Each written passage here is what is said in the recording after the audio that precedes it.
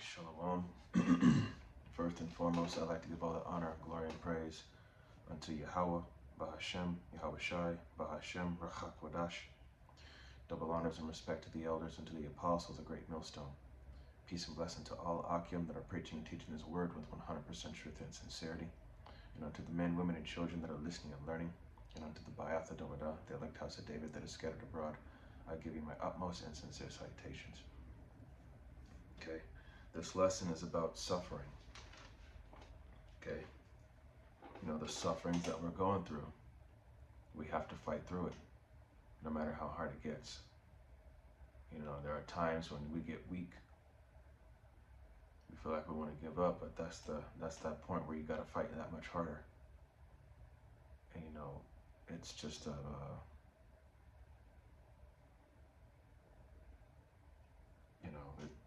like I said, part of that fight is making hard decisions. You know, whether people may think you to be cold or heartless or evil for it or a bad person, but you know,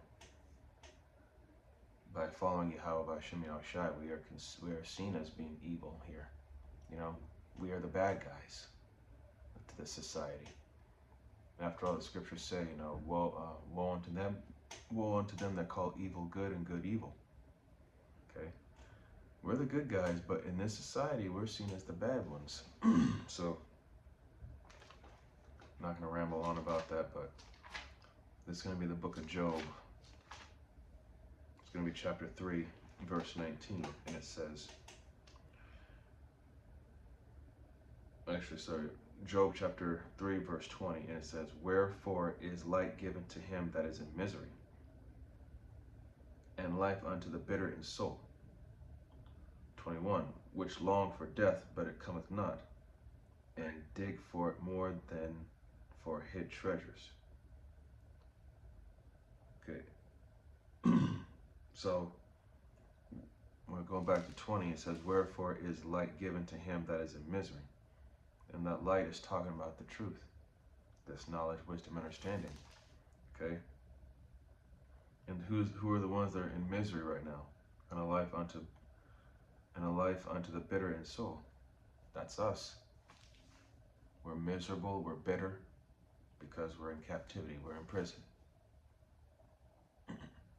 Verse 21 says, which long for death but cometh not, and dig for it more than hid treasure. Yeah, because we're tired of this life. We have no life here. We're tired of it. It would be better to be put to rest permanently than to continue living on in this misery. Verse 22, which rejoice exceedingly and are glad when they can find the grave. 23, why is light given to a man whose way is hid, and whom the Most High hath hedged in? So, why is light given to that type of man? Well, it's because, you know, Yahweh Bashem Shai, you know, whoever he deals with, he tries them to see if their heart is sincere. Okay? We have to go through this process, because this is part of, you know, being perfected, so that way we are, you know, accepted into the kingdom, and Lord willing that we are those men, that we are that we're part of the elect. This is Sirach chapter 2, verse 1. It says, my son, if thou comes to serve the Lord, prepare thyself for temptation. So, when you're following Yahweh Bashem Shai, just know that there are going to be things in your life that are going to happen that are just going to, you know, test your patience, you know, see how you're going to react. Then I'm going to drop down to verse 4, and it says, whatsoever is brought upon thee, take cheerfully, and be patient when thou art changed to a low estate. Verse 5, for gold is tried in the fire, and acceptable men in the furnace of adversity. So, these are nothing but trials and tests from Yahweh Bashem Shai, to see if you are paying attention and listening first and foremost, and secondly, to see if you can actually do, you know, pass this test, to see, okay, this is, you know, I I got this for you. Now let's see if how well you handle this. Or I got this for you. Let's see if you can get out of this. So on and so forth. As it says for verse 5, for gold is tried in the fire, and acceptable men in the furnace of adversity. So acceptable men, men that have this knowledge, wisdom, and understanding in the furnace of adversity. Okay, we have to go through that fight. Okay, right now we haven't seen anything yet. You know, Lord willing that, you know, after this year's over, going to next year, things will intensify, and we can be that much closer to getting out of here. Because you're tired, I'm tired, we're all tired. We're all tired of this devil. All right, now this is going to be the book of 1 Peter. This is going to be 1 Peter chapter 3, verse 14. And it says, and if ye suffer for righteousness' sake, happy are ye, and be not afraid of their terror, neither be troubled. So if you suffer for righteousness' sake, happy are ye, because you're doing the right thing. Okay? Again, remember, we live in a society where people are soft, emotional. They would rather you tell them a comforting lie rather than the hurtful truth. And they despise you for telling the truth. But hey, that's okay. That just means you're doing something right. Fuck them, right? And, okay, it says, happy are ye, and be not afraid of their terror, neither be troubled. So, just because someone threatens you or gets angry at you, so what? We don't care. Verse 15, but sanctify the Lord power in your hearts, and be ready always to give an answer to every man that asketh you a reason for the hope that is in you with meekness and fear. So we come with humility and, of course, fear of Yahweh B'Shem Yahushai. And we answer with reasoning. And we have to sanctify Yahweh B'Shem Yahushai in our hearts. Keep him at the forefront of our mind. Verse 16, having a good conscience, that whereas they speak evil of you, as of evildoers, they may be ashamed that falsely accuse your good conversation, Hamashiach. So again, man, woe unto them that call evil good and good evil. We're really the good guys, but in this society, we're the bad guys. Okay. Verse 17. For it is better, if the will of the power be so, that ye suffer for well-doing than for evil-doing. So it's better to suffer for doing the right thing than to suffer for doing something wrong. Okay? If you do the right thing, Yahweh B'Shem Yahushua's got your back. Verse 18. For Hamashiach also hath once suffered for sins, the just for the unjust, that he might bring us to the Most High, being put to death in the flesh, but quickened by the Spirit. So, you know, Yahushua went through it. We got to go through that same process, that same walk where you're going to have to do things that other people would look at you differently for, be upset with you, disappointed, whatever the fuck.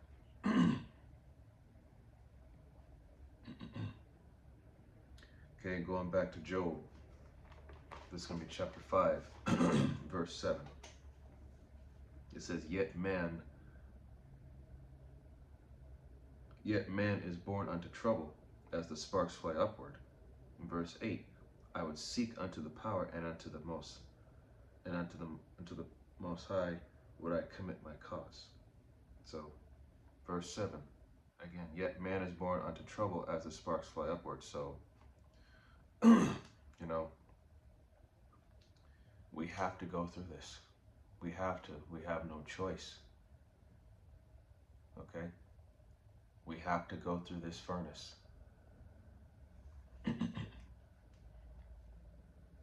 Verse 8, I would seek unto the power and unto the Most High would I commit my cause.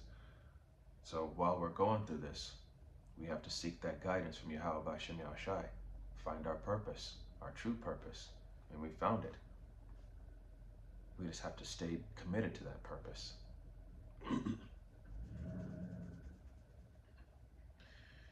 Okay, this is going to be 2 Corinthians.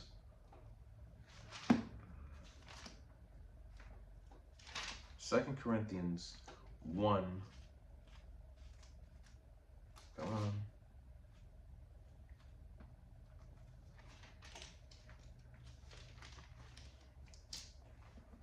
2 Corinthians chapter 1, verse 5. It says, for as the sufferings of Hamashiach abound in us, so our consolation also aboundeth by Hamashiach. So,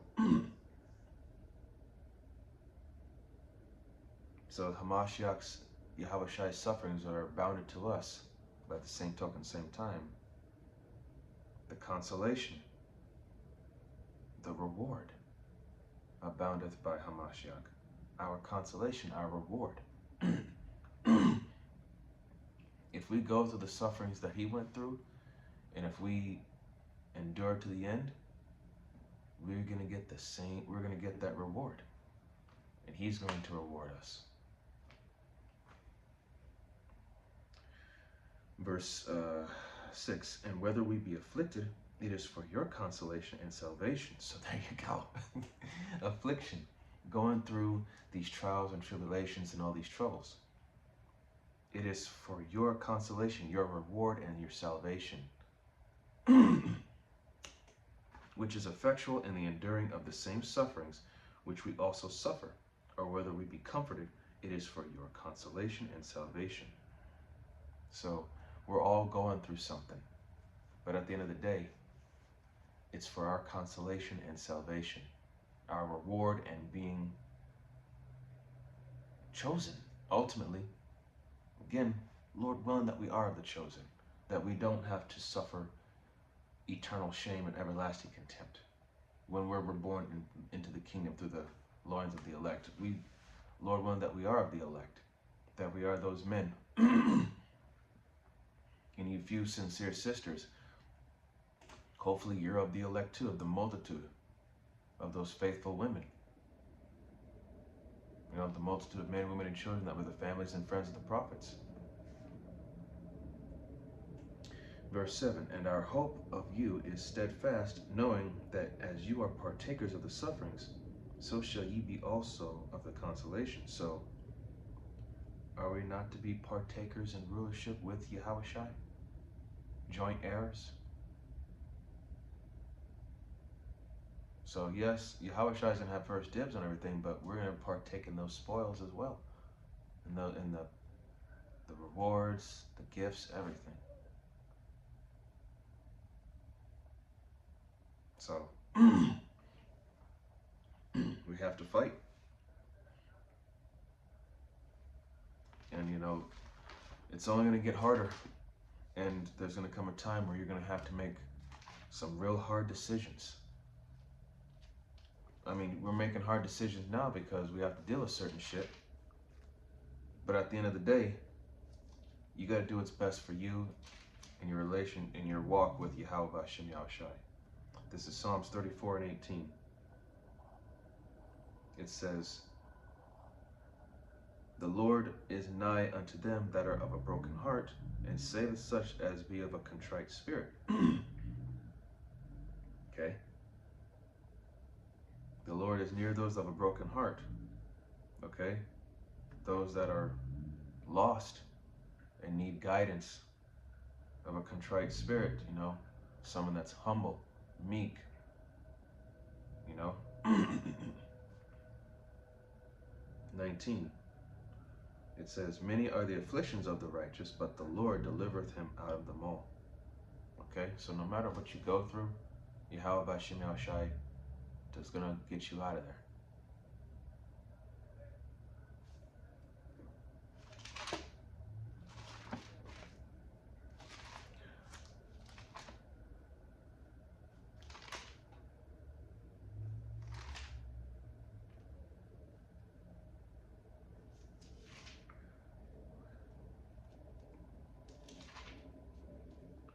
This is going to be 2nd Esdras chapter 7.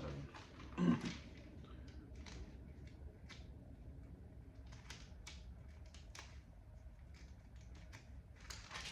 Esdras chapter 7, verse 56. It says, For a while we lived and committed iniquity.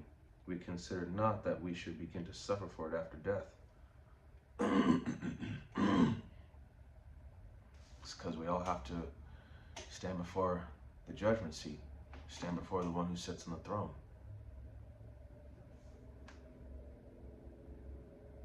Okay, and we have to receive our judgment, and then when we come back to the reincarnation, we were born again on this earth with that punishment, whatever judgment that we received in the spirit world. That's the judgment we have to live out. Verse 57, Then answered he me and said, This is the condition of the battle, which man that is born upon the earth shall fight. So, we all have to atone for all of our sins, make up for our mistakes, and get right. Verse 58, That if he be overcome, he shall suffer as thou hast said, but if he get the victory, he shall receive the thing that I say. So, he that endured to the end, the same shall be saved, right? So no matter what bullshit or what hardships we have to deal with or go through, we have to understand. We have to understand that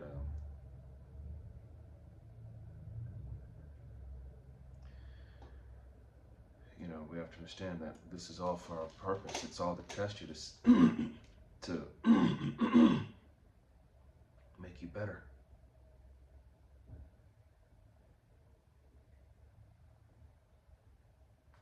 Okay.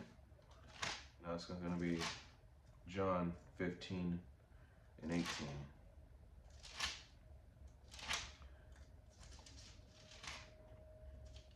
John 15 and 18, and it says,